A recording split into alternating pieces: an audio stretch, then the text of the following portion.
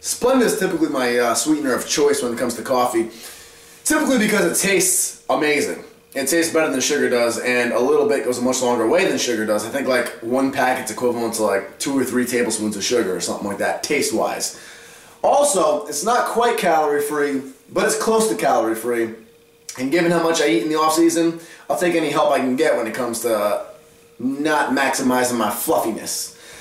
Splenda actually has maltodextrin in it, which is essentially a carbohydrate similar to sugar, and that maltodextrin is used to flatten out the super sharp taste of the artificial sweeteners they use. See, artificial sweeteners like sucralose and aspartame have a very unbearable taste to them. Now, when it's put into a liquid form like diet soda, it tastes fine. But when it's in a very solid powdered form, such as sweeteners like Splenda, the taste is almost unbearable. So to flatten out that sharp taste, they add maltodextrin to it. And that's why Splenda tastes so good, and it's bearable and tolerable for us to take.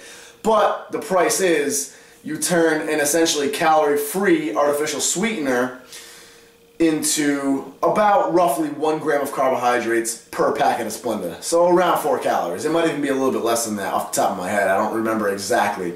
But you are getting a small amount of carbohydrate content in Splenda now, thanks to the maltodextrin that they use to flatten out the taste so it tastes good for you.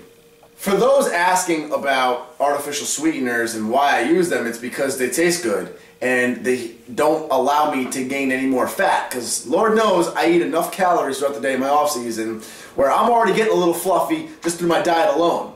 So I don't need these little extra things like sweetening my coffee to help add on to my fluffiness, if you know what I'm saying. So I'll take any help I can get. That's why I also drink diet soda by the 12-pack. I love diet soda. Why? Because there's no evidence, and I mean zero proof, of artificial sweeteners actually having an acute detrimental negative effect to the human body whatsoever.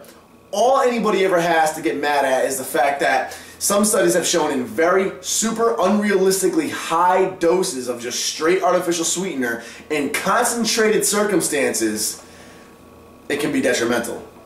But in realistic intake, and I'm talking realistic, I'm talking I could have this whole cup of Splenda right here and I still wouldn't die. There's really no effect to it. The only argument anybody really has is that some of the molecules making up the Splenda involve this, different ingredients that are no good for your body. But the same can be said for most things you take. In fact, your multivitamin, if you look on it, there's a 9 out of 10 chance, because supplement companies are cheap, that your vitamin B12 is being derived from something called cyanocobalamin. It'll say in parentheses. Now, if you look in the back of your multivitamin and it says methylcobalamin, well, congratulations, you lucked out and you don't apply to this video because your supplement is actually quality. But most supplement companies will use cyanocobalamin for their B vitamin derivative, and well, as you can kind of hear in the name, cyanocobalamin actually has a cyanide molecule in it. So if you want to argue about what you're putting into your body by taking in artificial sweeteners, you should also double check the vitamins you're taking in, because your B vitamin could be giving you cyanide as it is. However, the thing is, it's not detrimental to you because you're not taking in a significant amount of it. So honestly, guys, anything you want to say about artificial sweeteners as far as, well, it has this molecule in it, and over time, you don't know what's going to happen to you. Over time, you know what, that's fine. Over time, I'm going to die at some point anyway. I'll be willing to bet $1,000 that it will not be from artificial sweeteners. As of right now, you're completely making a claim based on absolutely nothing. So you're literally making up an imaginary what if based on no hard evidence or facts whatsoever. So this is going to piss a lot of people off, but honestly, not one person can provide, to date, a legitimate study indefinitely proving any negative detrimental effects from artificial sweeteners consumed by a healthy individual taken in realistic moderate amounts. Moderation is key. Same thing can be said about sugar.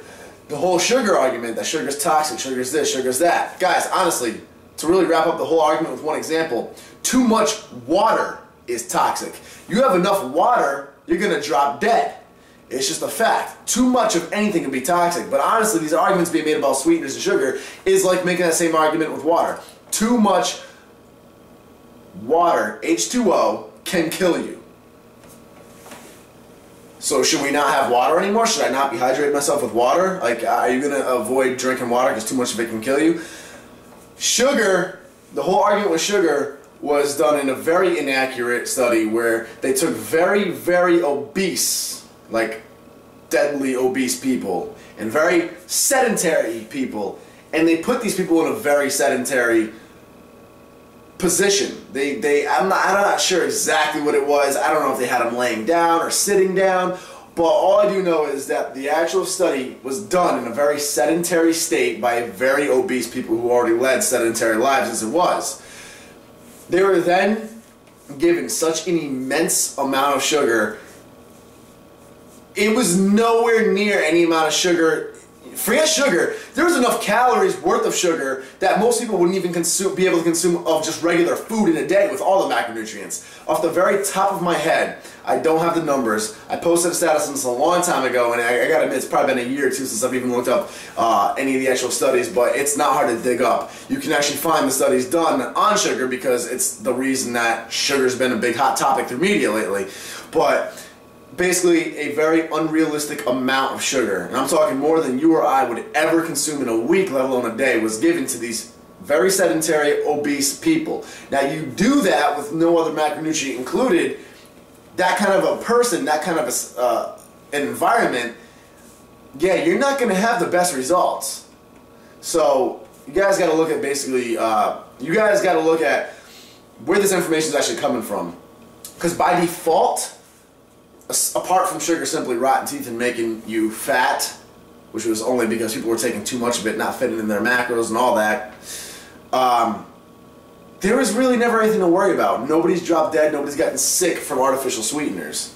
It's not like cigarettes or nicotine or any of the stuff that's obvious, plain as day, and being proven to have detrimental effects or has actually victims under its belt. So I'm going to continue drinking artificial sweeteners. I'm going to continue joining diet soda because it's calorie free, so it won't make you fat at all, and it tastes delicious. So to those of you who want to continue worrying about the artificial sweeteners, by all means, to each their own. You're allowed to lead your own lifestyle, and I will never judge you or hate on you for that. However, based on the facts and based on the default of what's at hand, cheers.